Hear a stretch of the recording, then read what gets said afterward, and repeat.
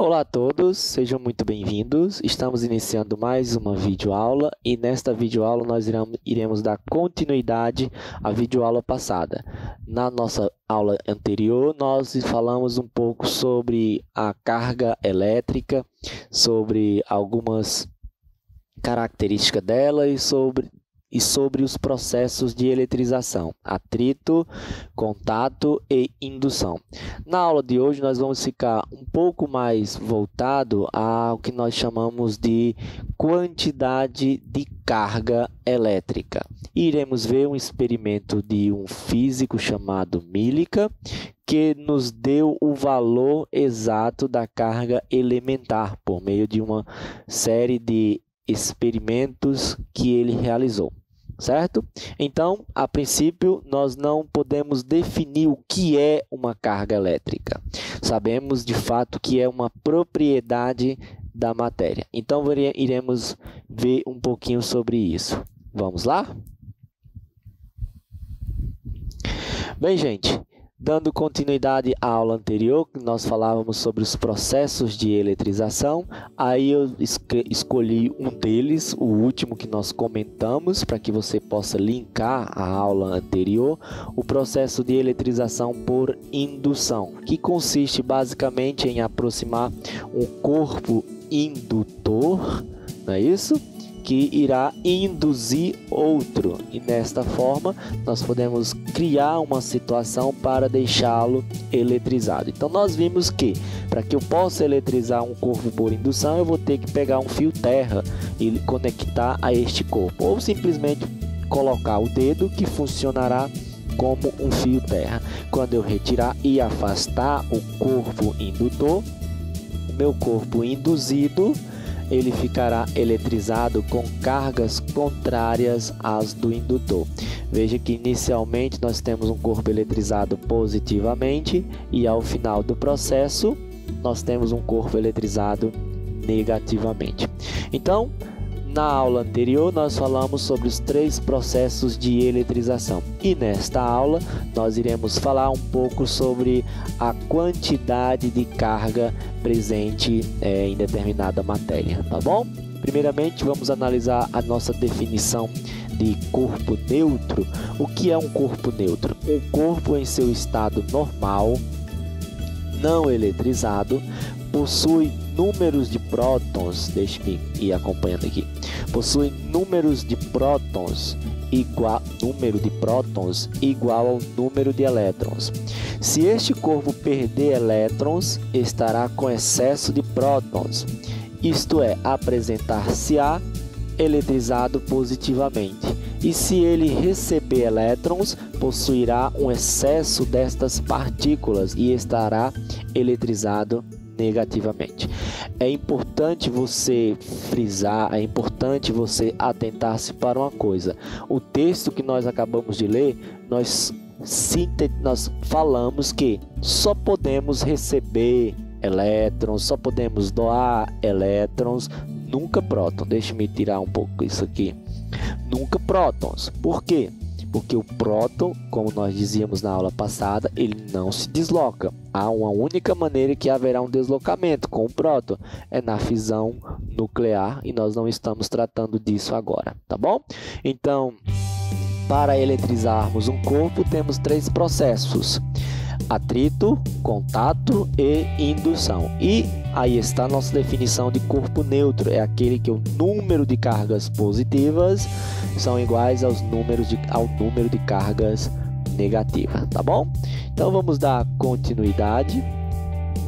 Vejamos só o nosso próximo slide.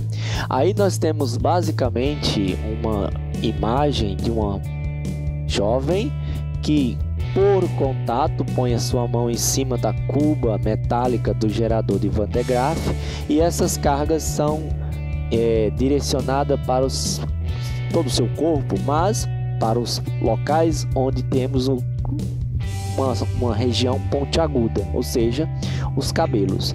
Como a natureza da carga é a mesma, então cargas iguais se repelem, como nós falamos um pouquinho na aula passada, e iremos dar um exemplo melhor, mais detalhado nesta aula no próximo slide. Então, veja só, vamos ver um pouquinho do nosso gerador de Van de Graaff, o que ele faz. Nós vimos que podemos eletrizar um corpo por atrito. Se eu atritar dois corpos, eu posso provocar uma transferência de elétrons entre eles. É isso que faz o gerador de Van de Graaff. Ele vai, de fato, atritar a sua correia, a sua borracha, uma na outra nessa estrutura, e as cargas geradas por atrito ficam distribuídas na superfície da cuba metálica. Quando a jovem põe a mão, essas cargas são transferidas para o seu corpo e, é claro, elas vão se deslocar para os pontos de regiões pontiagudas, que será a matéria do nosso próximo vídeo, o estudo do campo elétrico, tá bom? Campo elétrico e força elétrica, que nós iremos discutir na próxima videoaula. Então, é isso que faz basicamente o gerador de Van de Graaff. E a jovem, ao tocar neste gerador, ou na sua estrutura metálica, aí está, essas cargas são transferidas, deslocadas para as regiões mais pontiagudas, que no caso, os fios de cabelo. Então, vejamos os próximos modelos. Aqui nós temos o que nós chamamos de eletroscópio, um aparelho no qual ele é constituído, esse é um pouquinho mais sofisticado, mas você pode fazer um eletroscópio caseiro apenas com uma folhinha metálica e aí testando a eletrização de alguns corpos. Então vejamos aqui um modelo. Como nós falávamos anteriormente, corpos eletrizados com cargas contrárias se atraem. Se o corpo A é positivo, o corpo B é negativo, haverá uma atração. Agora, o contrário, se eu inverter o sinal das cargas de A e de B, continuará com atração, porque cargas contrárias se atraem. Se do contrário ambas as cargas forem de mesma natureza, por exemplo, próton-próton, e quando eu falo próton-próton, eu estou dizendo um corpo carregado com excesso de cargas positivas. Se os dois corpos estiverem com excesso de cargas positivas, então haverá uma repulsão. Ou, do contrário, se os dois corpos estiverem excesso de cargas negativas, haverá uma repulsão também. Resumindo, corpos carregados com cargas contrárias se atraem, corpos carregados com cargas iguais se repelem, tá bom? Então, você poderia, é claro, fazer a seguinte pergunta: e se eu atritar uma caneta a um papel, quem ficará carregado positivamente, quem ficará carregado negativamente? Não sabemos, a não ser que façamos uma série de experimentos conhecendo a natureza de um dos corpos, a natureza da carga de um dos corpos. É claro, a gente não vai fazer isso. Por quê? Porque nós temos um negócio chamado série triboelétrica. Alguém já fez isso para nós.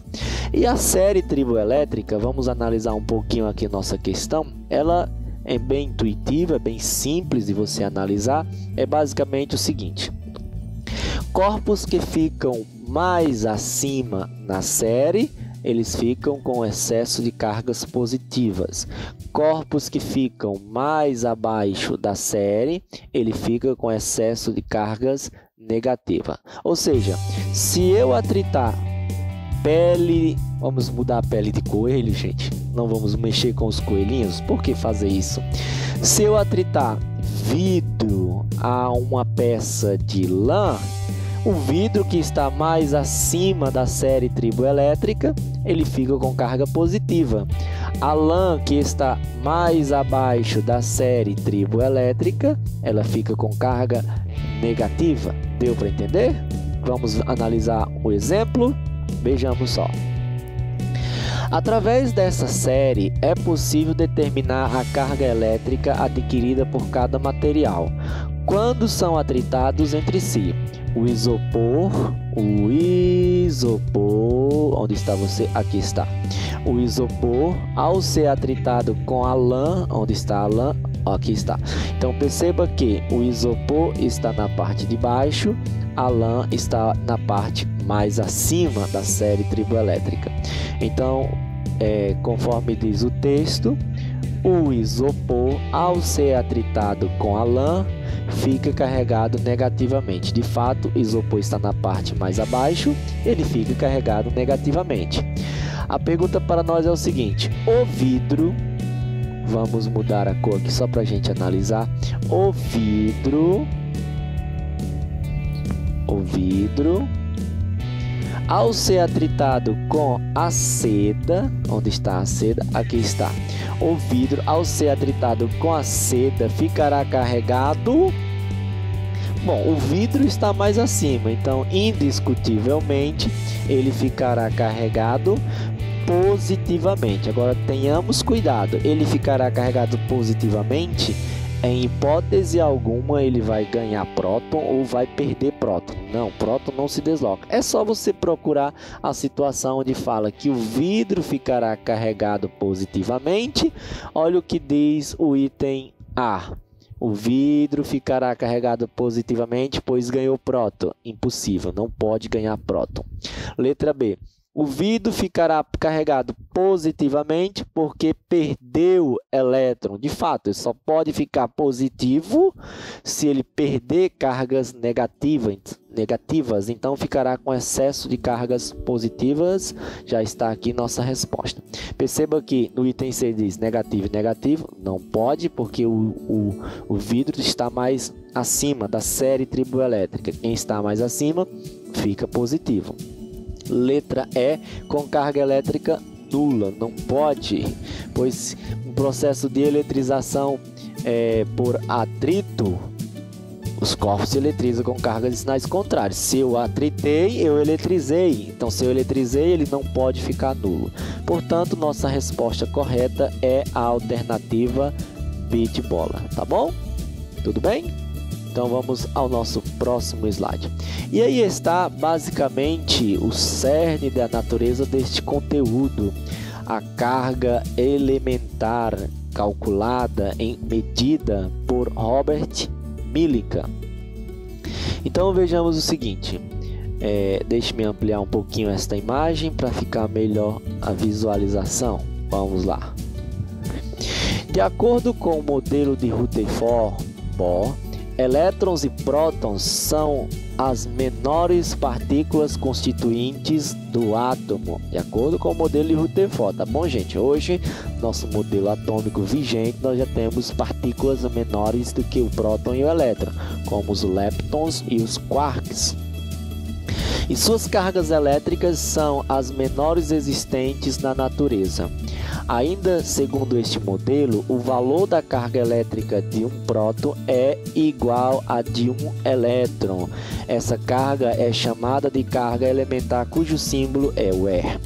A determinação do valor E foi feita pelo físico estadunidense Robert Millikan em um famoso experimento que leva o seu nome. Então, aí está o experimento de Millikan. O que ele fez, na verdade? Ele expeliu gotículas de óleo em um aparato tecnológico e com a noção do conteúdo que nós iremos estudar posteriormente de força elétrica e campo elétrico, o Millikan conseguiu medir o valor da carga elementar. Ele chegou à conclusão que a quantidade de carga presente em uma gotícula de óleo obedecia a múltiplos inteiros de 1,6 vezes 10 elevado a menos 19. Ou seja, se eu tiver um elétron, a carga desse elétron será 1 vezes 1,6.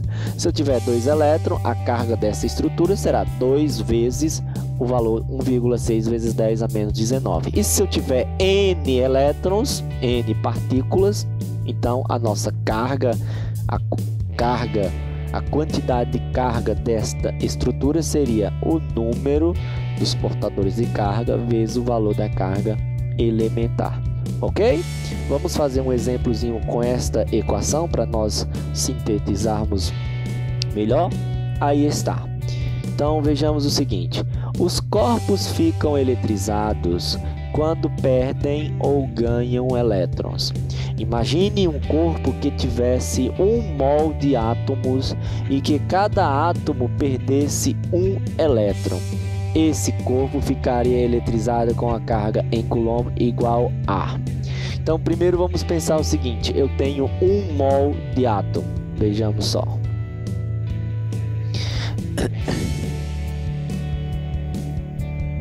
Eu tenho 1 mol de átomo.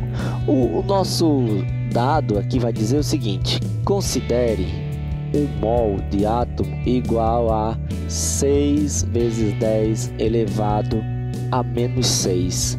Ou seja, isto é o número de átomos presente em 1 mol dessa estrutura, deste corpo. Então eu faço o seguinte, vamos lá. Eu pego a minha equação que nós vimos no slide anterior. Qual é a equação? Quantidade de carga é igual ao número de átomos, número de elétrons. Aqui neste caso não é o número de átomos, é o número de elétrons. Então, vezes a carga elementar. Então, eu só pego esta equação e coloco aqui. Quantidade de carga será igual ao número de partículas, elétrons em excesso ou em falta, vezes o valor da carga elementar. Então, a quantidade de carga será... Aí eu observo aí quantas partículas eu tenho. O texto me mandou considerar que eu tenho 1 mol. E que em 1 mol eu tenho essa quantidade de partículas. Portanto, o valor do N vale 6 vezes 10 elevado a 23, vezes o valor da carga elementar, que é o valor descoberto, encontrado experimentalmente por Millikan. Aí está ele, 1,6 vezes 10 elevado a menos 19. Então só coloquemos aqui 1,6 vezes 10 elevado a menos 19. Então ficamos assim: quantidade de carga será igual a, primeiramente, você, caro aluno, se você tiver alguma dificuldade com essa continha simples, né, propriedade da potência, vamos fazer uma revisão aqui das propriedades. Por exemplo, se eu tiver A elevado a M vezes A elevado a N, propriedade da matemática, eu repito a base e somo os expoentes, não é isso? Então, primeiramente, eu vou fazer esta multiplicação aqui. Se você multiplicar, dê pausa no vídeo, vá com calma e faça os devidos cálculos. Eu vou prosseguir rapidamente para a gente ganhar tempo, tá bom? 6 vezes 1,6, eu vou ter 9,6. E aí eu aplico esta propriedade. Quem é a base? A base é 10, ó. Eu vou repetir a base. Então, vezes 10 elevado aos expoentes. O que eu devo fazer com os expoentes? Eu devo somar. Então, ficamos com 23 mais... Agora o 19 está negativo. Mais menos 19. Então, ficamos assim. A quantidade de carga será 9,6 vezes 10, 23 mais por menos dá menos. Logo, a minha carga, quantidade de carga será 9,6, repete a base e subtrai os expoentes. Eu tenho 23 e devo 19, qual a minha situação? 23 menos 19, eu vou ter 4, ou seja, 4 coulomb. Aí está a nossa resposta. Tudo bem? Fácil? Simples? Só para a gente finalizar a ideia de transferência de carga elétrica, vejamos o exemplo 3. Nem marquei a opção, né, gente? Nossa opção correta é o item D de dado, tá bom? Aí está, item D de dado é a nossa opção correta. Vejamos o próximo exemplo. Num processo de transferência de elétrons de um corpo A para um corpo B, 2,5 vezes 10 elevado a 20 elétrons passam de A para B. Considere que, inicialmente, ambos estão neutros. O que é um corpo neutro? É aquele que o número de cargas positivas é igual ao número de cargas negativas. Então, essa quantidade de carga passou de A para B. Então, se essa quantidade de elétrons passou de A para B, A ficou com falta de carga negativa, o que nós podemos dizer que A ficou carregado positivamente. E B ficou com excesso de carga negativas, o que podemos dizer que B ficou carregado negativamente. Então, após a transferência, podemos afirmar que nossa resposta é: a carga de A é positiva e a carga de B é negativa, tá bom? Bom, gente, é isso. Esta é a nossa videoaula da semana e eu espero que você possa fazer os exercícios que estará logo abaixo aí no formulário. Qualquer coisa eu estou à disposição, pode mandar mensagem, quer seja na plataforma, quer seja no meu contato pessoal, tá bom? Um abraço a todos, a você, caro aluno, e tenha um bom desempenho. Até mais, até a nossa próxima videoaula.